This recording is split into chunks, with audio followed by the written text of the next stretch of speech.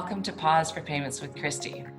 I'm Kristy Duncan, and it's my tremendous pleasure to have two amazing guests with me today to talk about neobanking.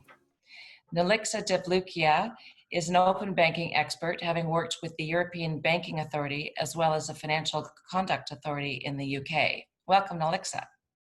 Thank you, Kristy.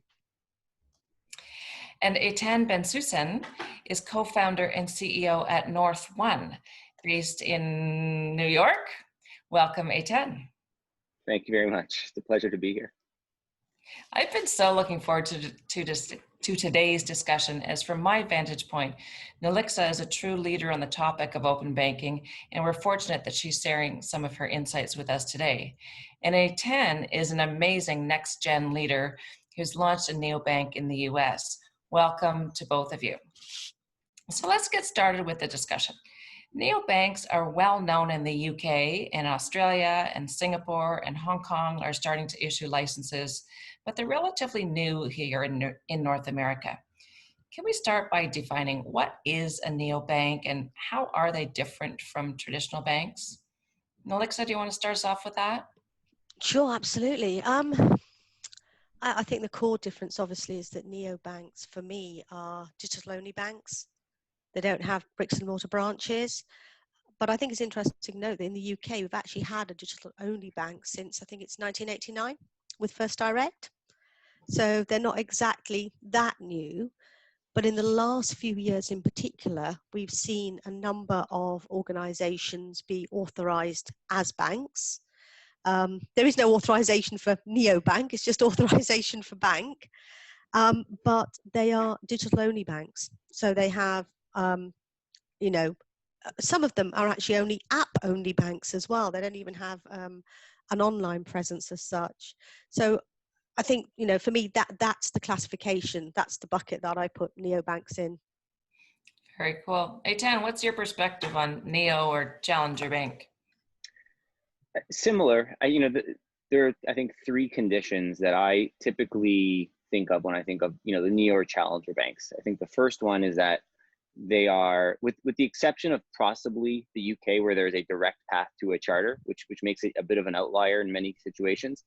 They're typically getting off the ground without being the bank themselves, right? They're typically working with some sort of partner model so that they can do part of the work and someone else who's regulated and already established does the rest of it. That's kind of part one. Part two is, like you said, a digital, online, mobile only, whatever variation is best for the market is what you'll find. But you'll almost certainly not find our brick and mortar branches popping up in a neo or challenger bank. If you did, it'd be more of like a pop-up store rather than a proper strategy of real estate across the country.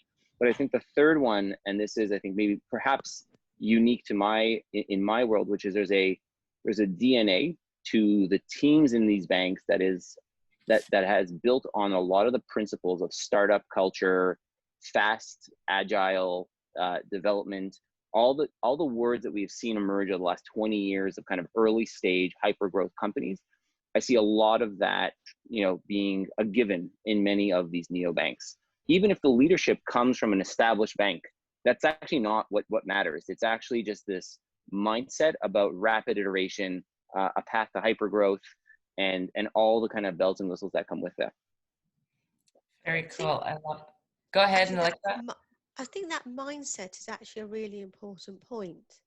Mindset and culture, because I think we may well come to it, but the more established banks that have tried to launch branches or brands of neobanks have, to my mind, not done as well. And I think probably it's the mindset that's had a big influence on how well they have or have not done. And although you say, they may be led by established banks, I think that there's a demographic point there as well, generally, in that the neobanks and the culture has come from primarily, I think, a tech sort of starting point and background, rather than a financial services starting point and background. And some of the challenges that we've seen is that, how do you marry the two well so that it actually works effectively? Yeah, and we've actually seen in the UK, was it Bo from NatWest? their upstart challenger bank that they started internally, but was supposed to be a challenger bank challenging the parent bank, closed down not too long ago. Yeah, it didn't last very long. I'm not quite sure that it actually really ever got off the ground. Well, and perhaps, excuse me, perhaps there's a culture theme behind that as well. I love the whole agile startup culture thing. I'm thinking too that this startup innovation concept that's driving these neo and challenger banks is also really appealing to the customer base. Why do you think customers are drawn to them, and what kind of customers do these neo or challenger banks attract? I want Eytan to start us off there. I mean, I think actually it depends a lot on who you're serving. If you are a challenger bank who is kind of very Star Trek-y, it's all about being cutting edge, you know, shiny, and you're trying to serve people who are working in startups, you know, who work in tech, like, you know, software and technical professions, you will look deeply, deeply different. But I think as an example for us, we serve small businesses across America. We serve some startups, but our bread and butter, I mean, the customers we build everything for are classic Main Street small businesses. And so actually what we're not, it's not actually that we look, you know, we look modern, et cetera, but it's actually that we're providing better value in their terms, not simply that we look net different, you know, futuristic, because that's actually not necessarily appealing to a lot of them. There's a level of trust building that you bring along the way. And if you just start too far off, people look at it and they don't know how to react to it. Eytan, that's a great point, and certainly as a neobank that's targeting the small business market, you're perhaps on the leading edge there. Tell me, what does that mean for customer better value? Can you articulate that more? Yeah, I mean, I think it's broadly irrelevant to most of our customers. I'd say to most of the market, whether you are classified as a neobank, challenger bank, regional, it doesn't really, no one cares. It's, can you do the thing I need you to do? And Absolutely. yeah, and so in our case, it's about being just laser focused on what are the sources of value that a customer would get out of their banking partner. And, you know, brass tacks, it's something like just store my money. Let me move it when I need, you know, let it work and not break down, customer support when I need it. But then what are the corresponding pain points that they live with today that they've kind of just given up solving because the system just assumes you will have a painful experience when you bank. And so we progressively attack all of those at the same time, such that when we actually go to market and we're talking to the customers, we're actually saying to them, here's what we do. And they look at it and they recognize the needs that they have been, you know, silently whispering for over time, not knowing that there was anything else out there. And that's, I think, the aha moment for folks when they see that there is a banking service available to them that is actually doing the things that they secretly hoped the dozen or so banks they've been with for the last 10 years could have done. Interesting. Nilixa, do you want to weigh in on that one? Well, I can absolutely say that everything you've said makes sense to me because I've lived through that pain. I mean, I think small businesses are a very underserved sector, you know, within the banking environment anyway. And, you know, your bank serves, I think you said, businesses of less than 20. You know, Yep. My small business would fall into that category. And I had the most painful experience with my high street bank and my business account in that I'll give you an example. I wanted to increase a limit, couldn't do it over the phone, couldn't do it online. I literally had to go on, print a form, hand fill in the form, take it into a branch. Yeah. And that was it. I could not cope with that anymore. That is not how we, you know, how our businesses function. It's not how we live our lives. And, you know, that was the sort of straw that broke the camel's back for me. And I now bank with a neobank that provides me with a much better service, you know, meets my needs as a business in being able to do, you know, what I want to 24/7 online, on the phone, you know, has people I can talk to if I need to, and is instant in that it gives me information about my account. It updates me if there's a payment about to go out. It tells me when the payment's gone out. All of those things are actually, for a business owner and even for consumers, just give you better control and visibility of your finances. Yeah. You know, I think you touched on one thing that's actually so important. You talked about, you know, people I can talk to.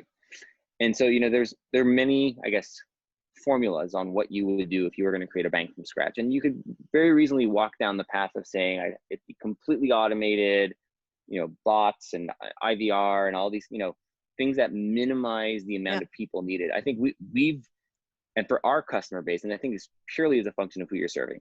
But for our customer base, we actually invested in a large local customer support, customer care team of people who actually are not coming from call center backgrounds, but from service, hospitality, restaurants, who have that servant leadership mindset of saying, I'm actually here to provide the service no matter what customers write, all that, a lot of that instinct that you get in a great restaurant, we want to bring that to banking. And it was not just when we got big enough, we did that. From day one, that was a part of our expense model where we said we will have to have people who are viscerally better, because it's such an intimate part of your life as a business to have a bank that you can bank with, that you feel like there's someone there I can talk to, I can either chat with them, get on the phone, whatever it is. I think, to your point, it's not simply, can I make an app that is hands off and just kind of runs autonomously? Absolutely. Yeah, that's a great point. Eytan, thanks for that.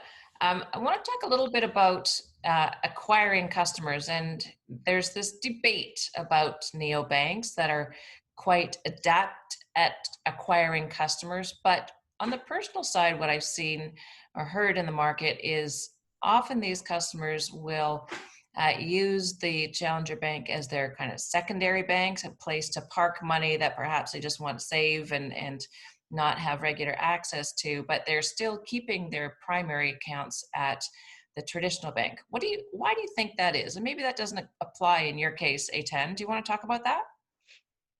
Sure. Yeah, absolutely. I mean, look, the single most important thing that we think about when it comes to our journey with our customers is, how do we consistently earn their trust that we could be the primary bank account for their business? And for some, we know that that's just not possible. Like, a 500-person corporation has just needs that we'll just never be able to provide. And we're okay with that. But if you are falling in the sweet spot of the people that we've been building for, and you don't have a deep emotional attachment to branch-based banking, there's probably, in our view, no reason why you wouldn't want to, at least over time, get closer to making it a primary bank account. Now, the thing that we're doing that many banks did over decades is that in less than a decade, we are saying that we are going to bring in customers at scale and make them go through the journey that in some cases took lifetimes for people to go through with, classic branch-based banks that they grew up with as kids. And so for us, it becomes actually a really important work on behavioral science, on design, on reliability and trust. You kind of use all of these little things to demonstrate at every point in time, what is the value that your business could get if they actually use this as a primary bank account. To be clear, you actually have to have the value to deliver. if you've commoditized, if you just built the same thing, you have a lot of showmanship, but you won't be able to actually convince smart people. In our case, it's actually about demonstrating and making all sorts of different proof points in whatever language people are willing to speak, to say, look, you will gain like this. And I think the experience, we watched the experience of the UK, we watched the experience in Europe as the first gen neobanks, and we try to learn from them so that we can make fewer of the mistakes that they did. But in many ways, they're trailblazers. They did something that nobody had tried doing in possibly 100 years. So it's natural, I think, that they've only gotten better at it, but they didn't necessarily get it right off the first shot. Yeah, that's a great perspective. Nilixa, you've been on the ground in the UK watching these neobanks grow up. What's your take on this primary versus secondary bank? I think Eytan touched upon it. Trust is a big issue. I mean, regardless of everything we've lived through with regard to the banking crisis, people still fundamentally trust their bank to hold their money. They may not like the service, but they still trust them to hold it. And I think that the neobanks that we talk about, that we have in the UK, Monzo, Revolut, Starling, the core product of banking, even for neobanks and is the same. It's the ability to send and receive money, pretty much. There's all the extras of savings and mortgages, but a bank account, a current account, gives you the ability to send and receive money. And so that doesn't make any difference whether you're with a traditional bank or a neobank. If you're in an environment like we are in the UK, where you have faster payment rails, so you can send and receive money into your account instantly.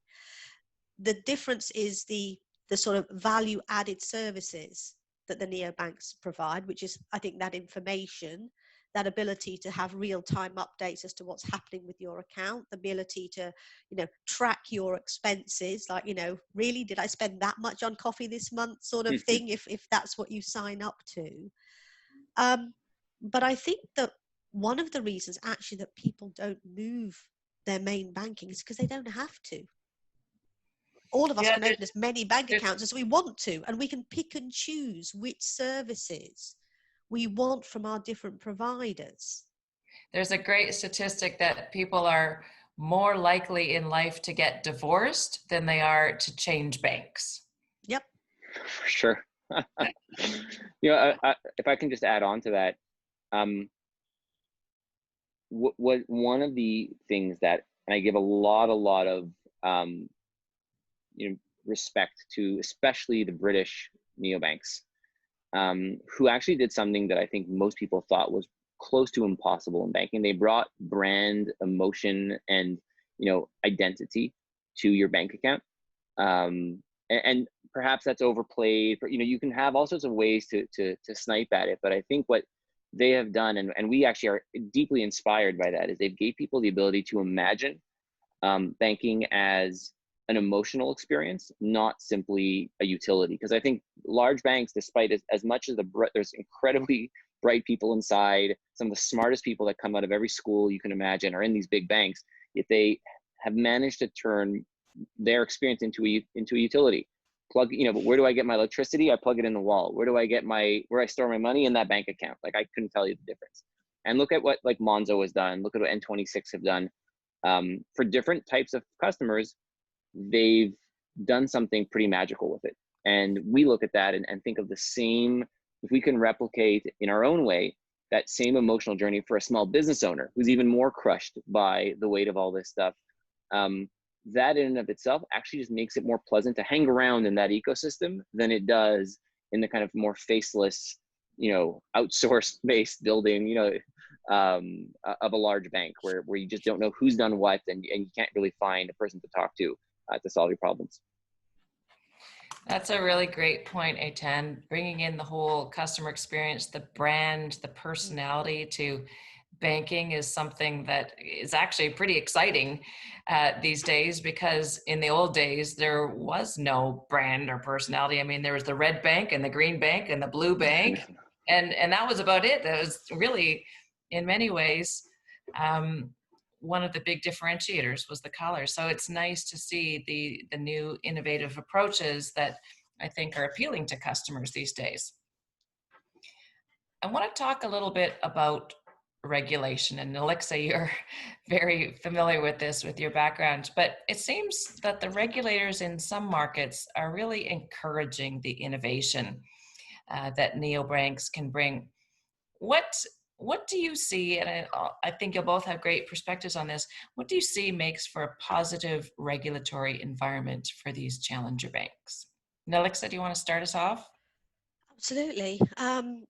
So obviously, the starting point, I suppose, is an open regulator, one that's willing to have the dialogue, willing to put the framework in place in order to support the industry, galvanize the industry.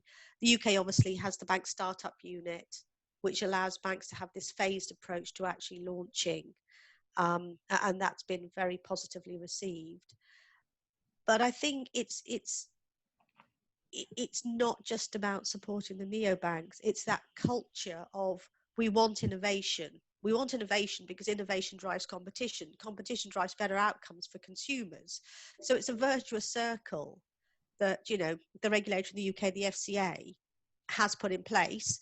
I mean, it also has a mandate to support innovation and competition as well. But I think that that's one of the sort of distinguishing factors. And obviously, if you see what's happening in Singapore, where they've sort of, have a digital banking license, the regulator there, I think, has a sort of similar mandate as well. I think in jurisdictions, and Eytan will be able to talk a bit more about this, where they don't have that same sort of regulatory support, it's probably a little bit harder to get off the ground. Yeah, well, you've been on the ground trying to start a challenger bank in the North American markets, Eytan. What do you see as a positive regulatory environment? What do you look for to make it easier for you to innovate and launch in these markets? So I take it one step, up the issue tree. It's actually not even regulation specific to fintech or to open banking. To be honest, we can look through the world and find models like the UK or Europe where the regulation has allowed something to emerge, and other ones where the commercial reality has done it as well, without the regulators even opining much on open banking. What actually matters to us is the competitive environment set up by the regulators, whether or not the existing banking system is led into a state of complacency where open banking is a curiosity and maybe it'll be something that happens in a decade or not, or whether banks look at open banking and say, that is a competitive advantage. I will get into this quickly. I will figure a way to make this a way to keep my customers, grow deposits, whatever it might be. And for all of the lack of direct open banking regulation in America, there's such a fierce competitive environment for every customer and every dollar of deposits that you've seen a cohort of banks use the concepts of open banking, the technologies, as a way to move up the food chain. And that's a really, really important one. Now, could that be hastened by regulation? Of course. Like there's no doubt that if you have regulation that allows something to happen, it can happen sooner. But you look at other countries, possibly even the UK before the new regulatory changes, and you saw little reason why the largest banks had to kind of go and rebuild themselves with a new technology framework, with the new, with new infrastructure. It was a bit of a, can I jockey for 1 or 2 more percentage points a year in this market or that market share, and that will be good. So yeah, that's actually where I really do focus on. It's that competitive dynamics, especially with the large banks and how hungry they are.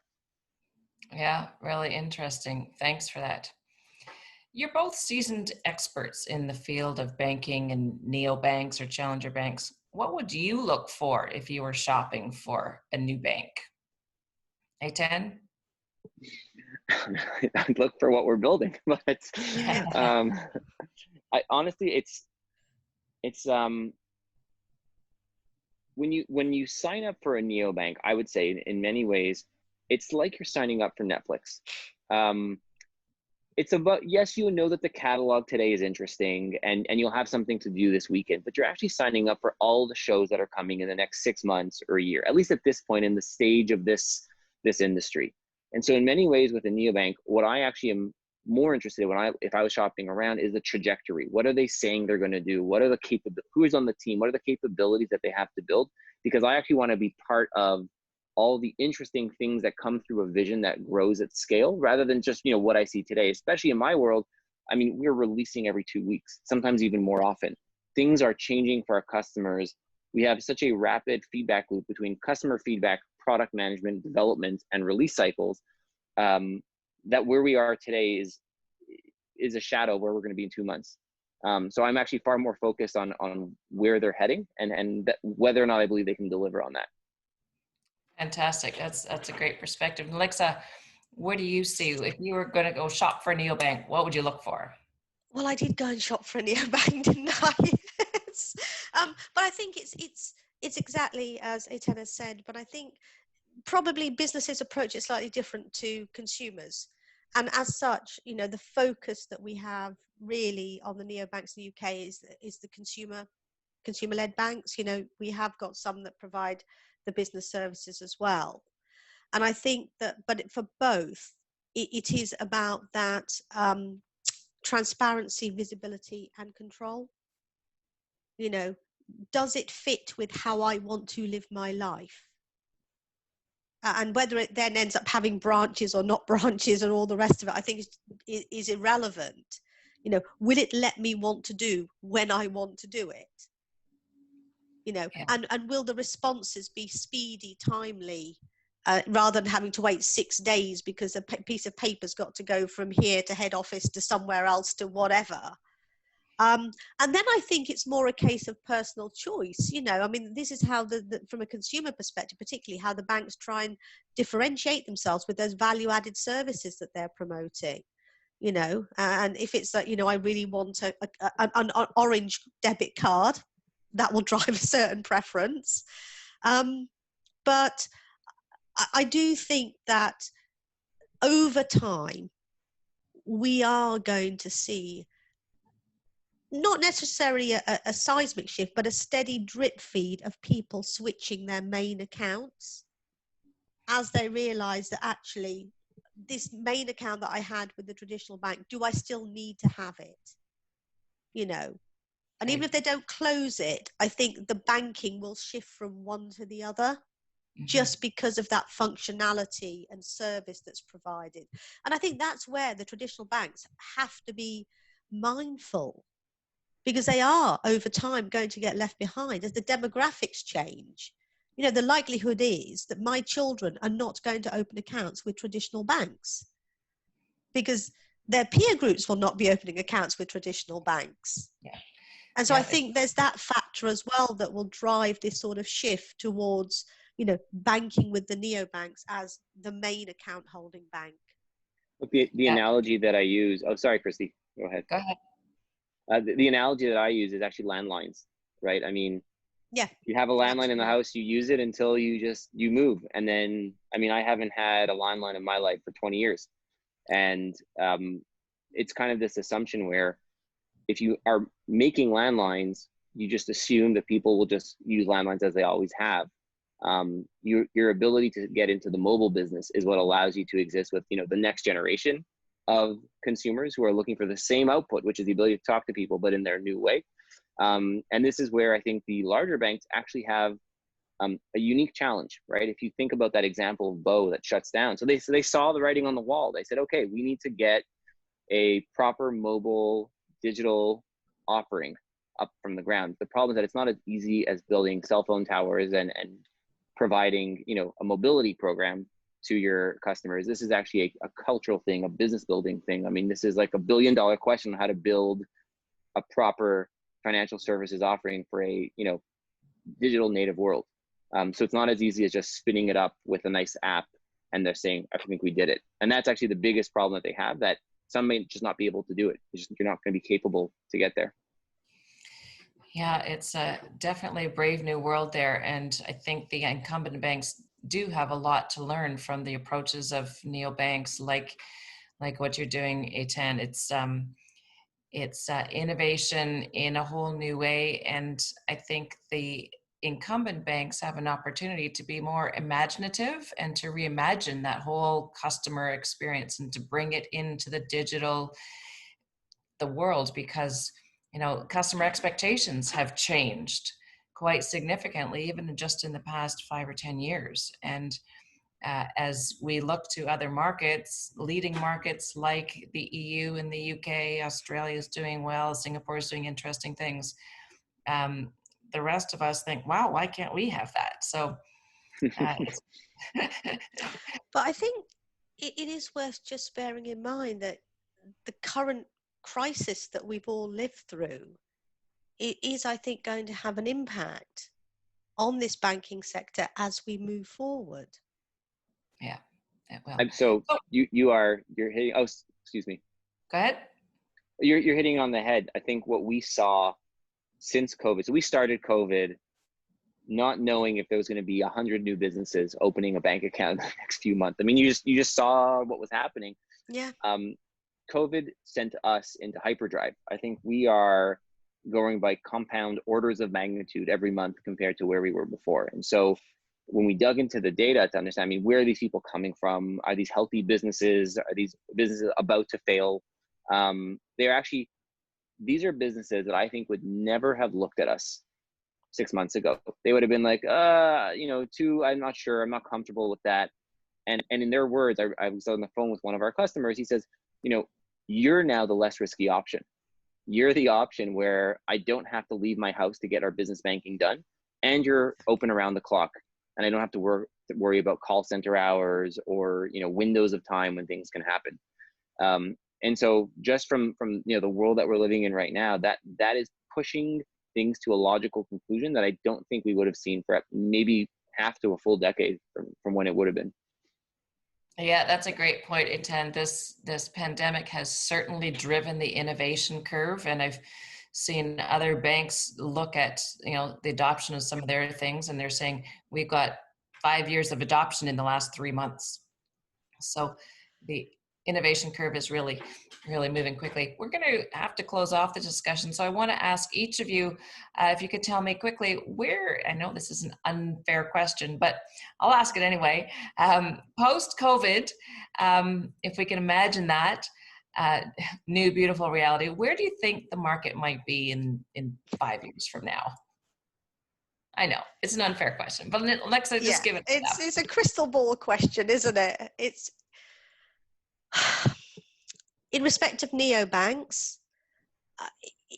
I'm going to give you the answer that sort of covers all bases. There'll be those that succeed and those that don't, Kristy. From what Eytan has said, it has driven certain behaviours.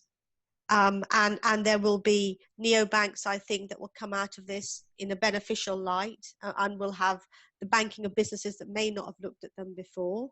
And then for others, it may well have the opposite impact. I think overall, what this crisis has done is drive digital adoption per se.